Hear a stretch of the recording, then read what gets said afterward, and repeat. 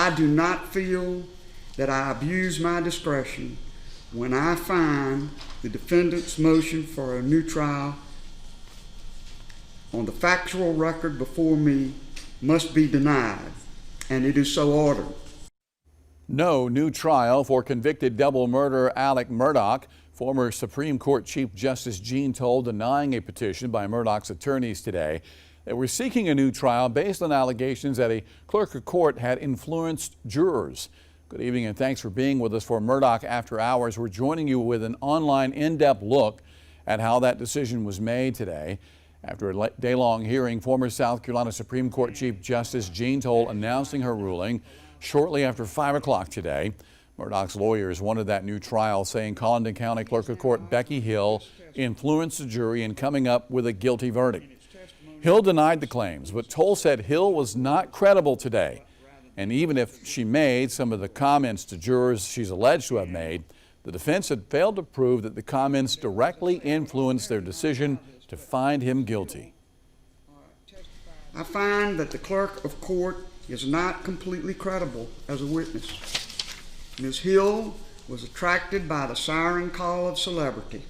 She wanted to write a book about the trial and expressed that as early as November 2022, long before the trial began. Each member of this jury took their involuntary assignment very seriously. They obeyed the instructions of the court. They obeyed their oath. These good and decent citizens of Colleton County stood to their duty and rendered their verdict without fear or favor. I simply do not believe that the authority of our South Carolina Supreme Court requires a new trial in a very lengthy trial such as this on the strength of some fleeting and foolish comments by a publicity-influenced clerk of court.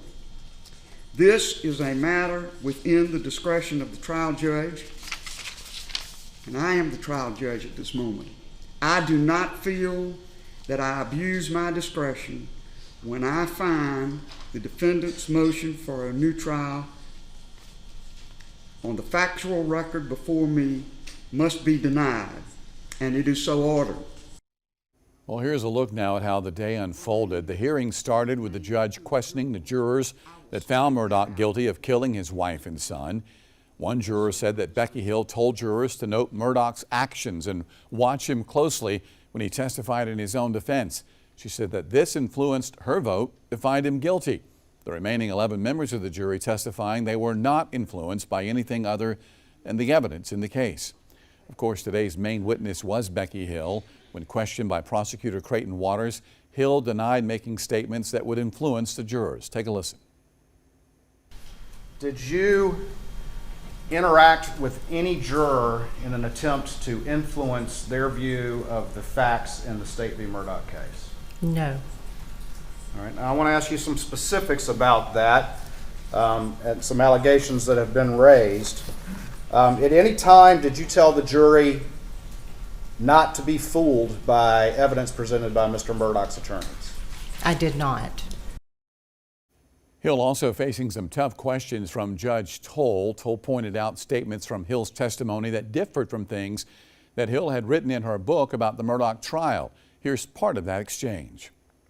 Well, in your book, you suggest that the guilty verdict was what you wanted, and you were fearful that that a guilty verdict would not be rendered. You say that a lot about your feeling about wanting a guilty verdict, do you not?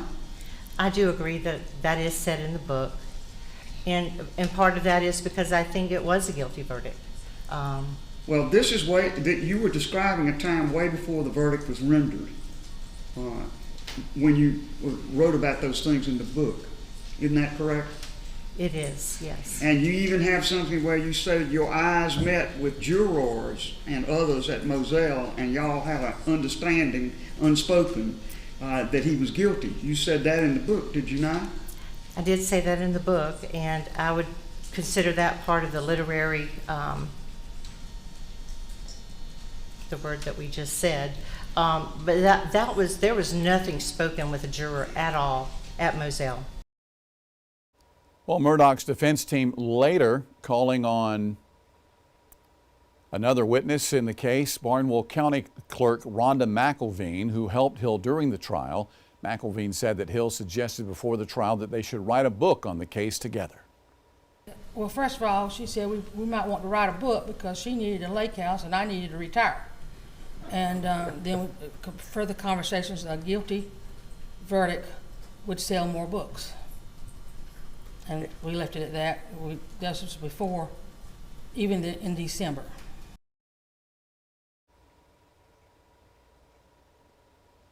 Well, Becky Hill being represented by attorneys Justin Bamberg and Will Lewis. Following the hearing today, they did release a statement saying in part they respect today's ruling by Justice Toal. They added that while Judge Toal described Hill's alleged comments as fleeting, that any interaction she had with jurors in no way influenced their collective decision on the facts of the case. All right, so that's what happened in court today. Brian and Luke Shealy, defense attorneys here in the Columbia area. First, any surprises? I think you asked us last week what we thought, and I thought he would not get a new trial. It had some moments where you were kind of thinking it could go that way for Mr. Murdoch, but then, of course, no. Right. And any surprises with you?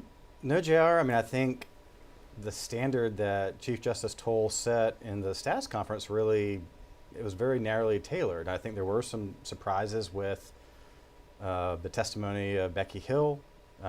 She was very prepped and ready, but then when Chief Justice Toal got a hold of her, there were some problems there with her testimony. I think that was evident, and she couldn't keep it straight for Justice Toal. But at that point, really, the inquiry was kind of over. They'd already gone through the jurors, and again, with a narrowly tailored Green case that Judge Toal decided to kind of follow that narrow path about you got to show not only that something was said, but it prejudiced the outcome. At that point, the jurors had all answered what they answered, and that was kind of fun and games at that point. All right, to the average viewer at home, when they heard Judge Toal today said that the clerk of court, Becky Hill, was not credible, and that basically she was wanting the celebrity from writing a book, looking for the limelight, so to say. So she's not credible in the eyes of Justice Jean Toal. You've got a juror saying, what Becky Hill told me influenced my decision. I wanted to make this decision based on what she was saying. So how do you square that to viewers at home? The judge says Becky Hill is not credible, but yet she says there was nothing done here to warrant a new trial. Well, it does seem kind of confusing, but when you make the rules, then you get to kind of decide how the game is won. And so, unfortunately, in my humble opinion, I don't think the standard was right that they had to show prejudice. I mean, the standard really is that what is the subject of the communication? Is it about getting lunch? Is it about the temperature in the courtroom? Or is it about, don't believe this guilty murderer?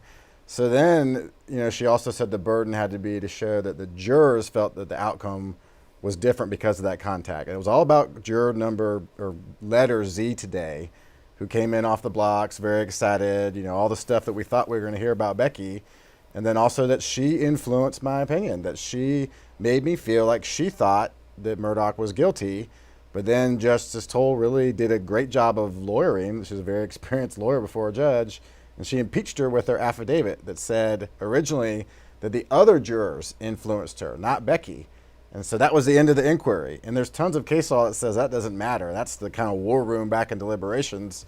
So once that happened, I felt like the proceedings could flow. It really doesn't matter what Hill said or how uncredible she looked.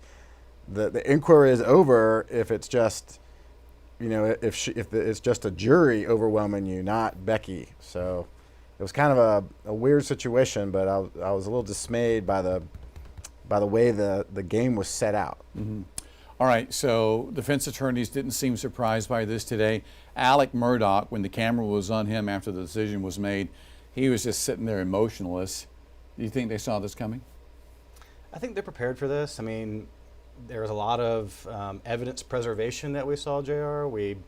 They didn't allow Juror Z to be kind of recalled. So as Luke said, Chief Justice Toal did a really good job of lawyering with that kind of current statement of, I was influenced by Miss Hill.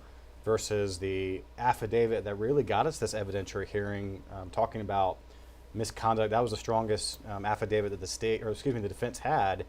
And so I don't feel like the defense was probably super surprised. They brought another supplemental affidavit from Jersey that was then proffered. So it's the way that works, JR, and you've been covering this so long, I'm sure you know, but to the viewers, it's not considered as evidence by the fact finder. So Justice Toal is saying, I'm not going to let you, throw back in another little supplemental bit of testimony. We're done with Jersey. Okay, for the record, I'll let it be a proffer so future courts can look at it, but I'm not going to consider it.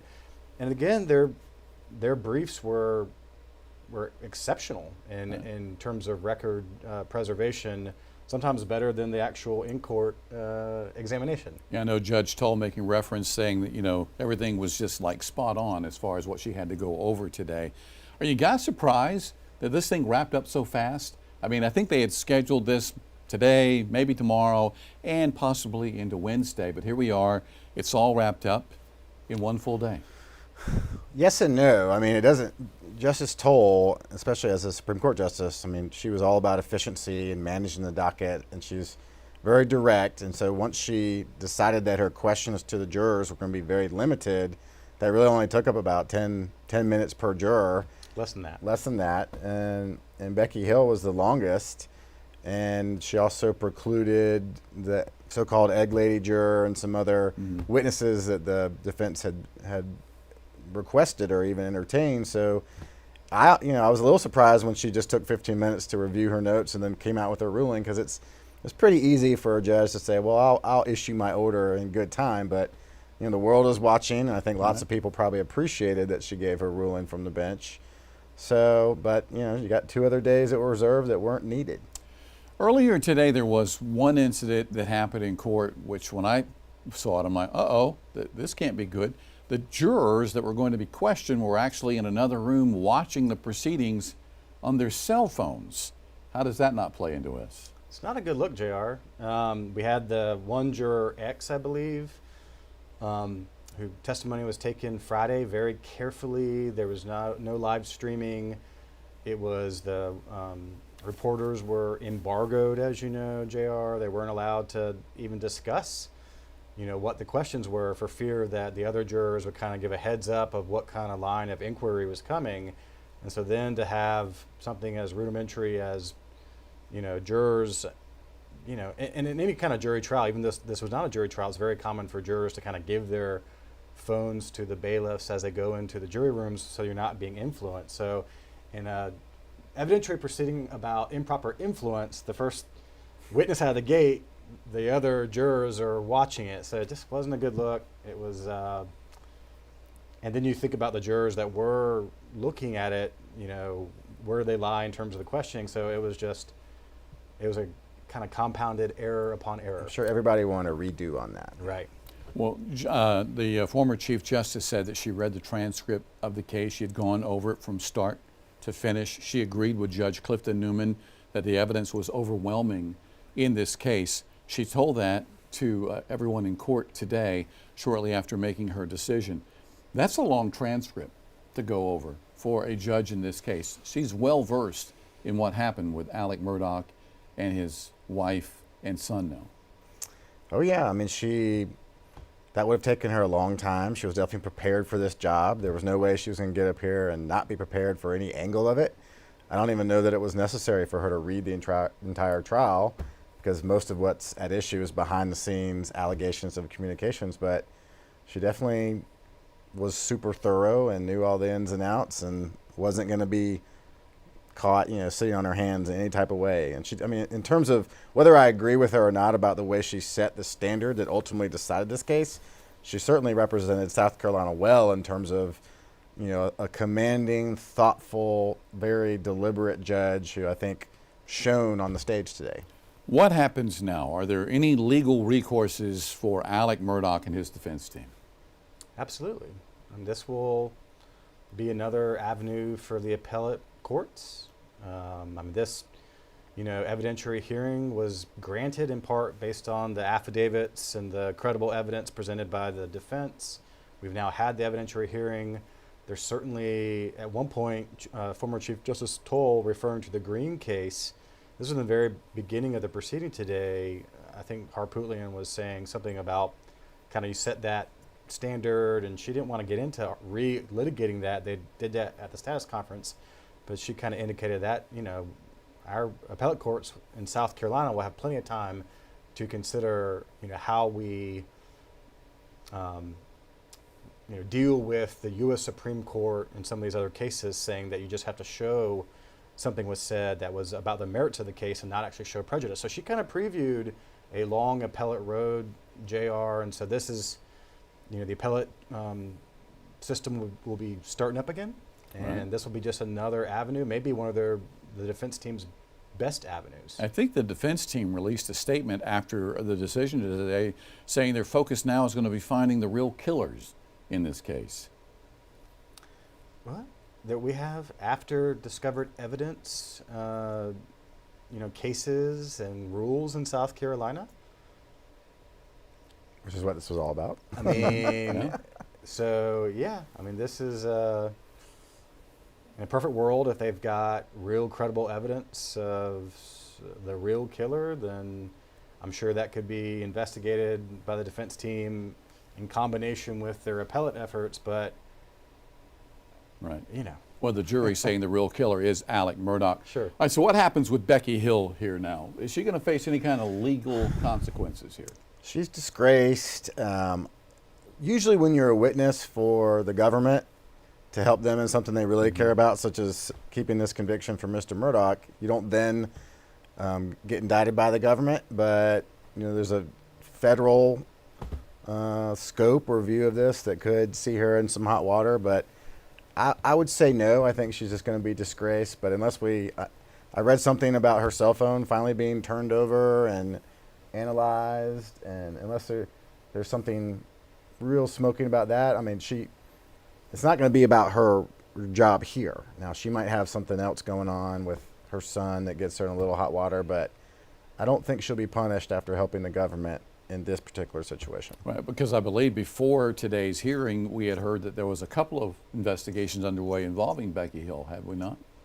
Right, and we had an announcement by SLED, and there were lots of SLED agents sitting right behind, and then later on beside Ms. Hill, but they've announced they have 2 separate inquiries. But again, when you're being investigated by the hand that's feeding you and you do a good job, then typically you're going to get protected. Again, as Luke said, there's kind of some overlapping federal potential interest in Ms. Hill's activities that could overlap. So we'll see. But she did do what, if I were her lawyer, of course, I'm not her lawyer, and I wasn't in communication with the SLED team that are investigating her, but she took a risk today.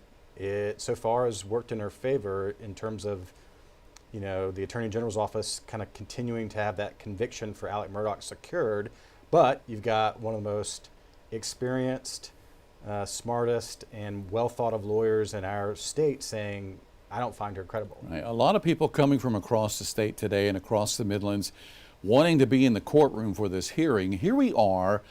I think we're like 1 year out from when the trial started. I believe it was the last few days of January of last year when things got underway. Why the continued fascination with this case? It's just everything that would interest normal folks. Lawyers are supposed to be officers of the court alleged to have murdered or admitting financial crimes. And then you have this very long, protracted trial full of high drama and intrigue. And then all of a sudden you have this huge fumble at the end of it that, gets everybody reignited. Will he get a new trial? Is justice going to be served and he'll stay right where he needs to be? So it just cues up all the old emotions for folks to have another bite at the apple. All right. We think things are over, but they may not be over because, as you mentioned a moment ago, there's still some appeals processes to go through. So this could be back in the headlines again later this year, I suppose. Always a chance, JR. Always a chance. All right. Brian and Luke Shealy, local criminal defense attorneys. Guys, thank you so very much for your time. We appreciate it so much. Thank you. And for the very latest on what happened in the courtroom today, be sure to stay with News 19 both on air and online. Thanks for tuning in.